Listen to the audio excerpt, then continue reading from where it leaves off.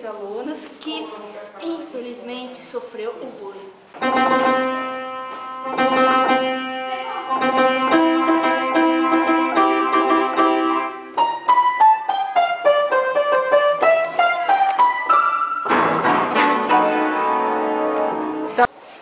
Então, nos conte como é que foi seu ano colegial.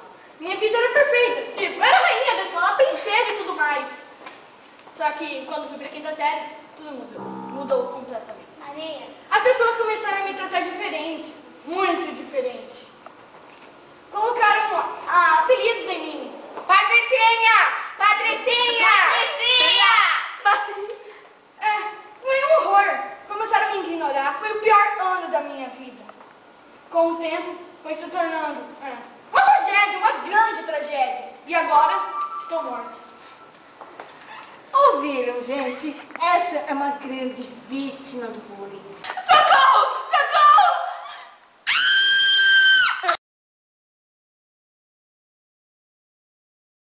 Desculpa pela agressividade, pela a câmera que eu fui tratar uma semana atrás. Espero que vocês perdoem, aceitem minhas desculpas.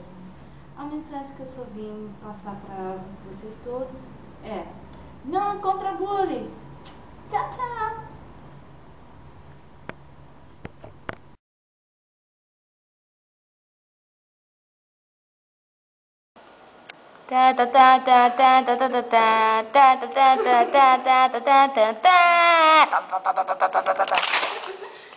Boa noite, senhoras e senhores.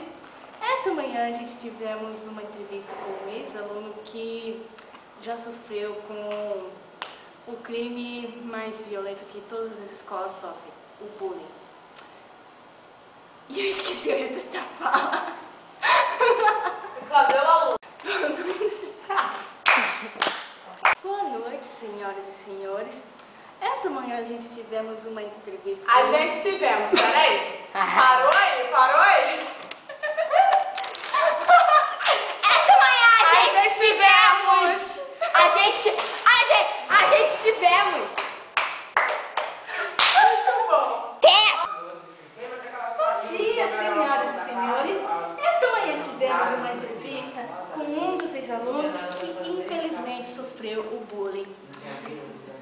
Ai, meu Deus, corta, que eu esqueci o nome. Bom dia, senhoras e senhores. Esta manhã tivemos... Então, nos conte como é que isso foi sua vida sendo bullyingada.